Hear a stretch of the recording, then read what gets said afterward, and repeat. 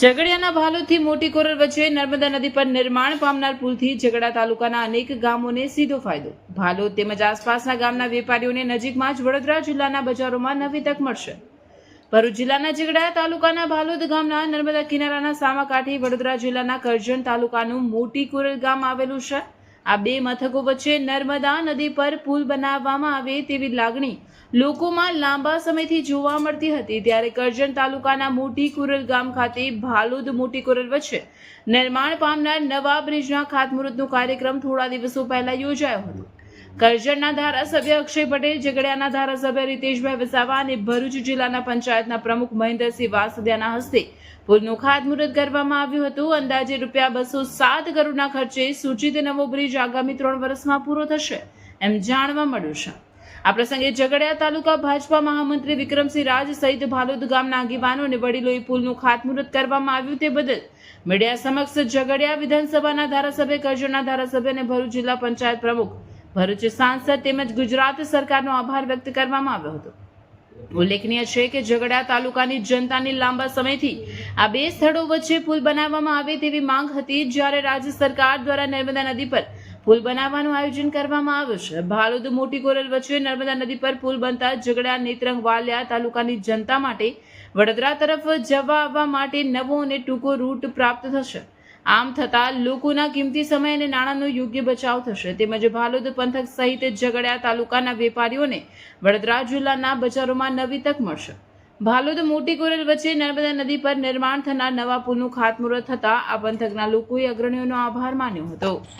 તારીખ 21ના રોજ વડોદરા ખાતે ગુજરાતના નાયબ ઉપમુખ્યમંત્રી શ્રી હર્ષભાઈ સંઘવી સાહેબ દ્વારા ભાલોદ મોટી કોરલ બ્રિજનું ખાતમુહૂર્ત કરવામાં આવેલું, જેના ભાગરૂપે 22 તારીખે મોટી કોરલ ગામ ખાતે ધારાસભ્ય શ્રી કરજણના અક્ષયભાઈ પટેલ, ઝઘડિયાના ધારાસભ્ય શ્રી રીતેશભાઈ વસાવા, ભરૂચ જિલ્લા પંચાયતના પ્રમુખ મહેન્દ્રસિંહ વાસદિયાના દ્વારા આ ખાતમુહૂર્ત કરવામાં આવેલું. ભાલોદ મોટી કોરલ બ્રિજ બનવાથી સમગ્ર ભાલોદ તેમજ ભાલોદની આજુબાજુ આવેલા રૂંઢ, ઓરપટાર, તોઠીદરા, તરસાલી, કૃષ્ણપરી, વઢવાણા, વણાકપોર, પ્રાંકડ, જડસાર, રાજપારડી તેમજ રાજપારડી અને ઉમલ્લા ઝઘડિયાના નજીકના ગામોને પણ આ બ્રિજનો ફાયદો થવાનો છે. સાથે સાથે નેત્રંગ, વાલિયા, માંડવી ઠેક સાપુતારા સુધીના લોકોને આ બ્રિજ બનવાથી વડોદરા, અમદાવાદ જવાનું અંતર ખૂબ ઓછું થશે, સમયનો બચાવ થશે. સાથે સાથે વેપાર, ધંધા, રોજગારવાળા લોકોને પણ આ બ્રિજ બનવાથી ખૂબ જ ફાયદો થવાનો છે. આ તબક્કે અમે ભાલોદ ગામ તેમજ આજુબાજુના સમગ્ર ગામના લોકો તરફથી અક્ષય પટેલ ધારાસભ્ય શ્રી કરજણ, રીતેશભાઈ વસાવા ધારાસભ્ય શ્રી ઝઘડિયા, મનસુખભાઈ વસાવા સાંસદ સભ્યશ્રી તેમજ જિલ્લા પંચાયતના પ્રમુખ મહેન્દ્રસિંહ વાસદિયા તેમજ હર્ષભાઈ સંઘવી સાહેબ અને ગુજરાત સરકારનો અમે ખૂબ ખૂબ આભાર વ્યક્ત કરીએ છીએ. આ બ્રિજ સમયસર પૂર્ણ થાય એવી આશા પણ રાખીએ છીએ. વંદે માતરમ. ભારત માતા કી જય. કેમ કે ભરૂચ તરફથી જતા ખૂબ જ સમયને અંતર વધી જતું હતું. આ બ્રિજ બનવાથી સમયને અંતર પણ ઘટશે ને બીજું કે ધંધા રોજગાર માટે 2 પ્લેટફોર્મ રહેશે કે જે લોકો ફ્રૂટ અને ફૂલો માટે ફક્ત સુરત બાજુ જતા હતા એ લોકોને પણ આજે બરોડાનું પણ માર્કેટ પકડવા મળશે.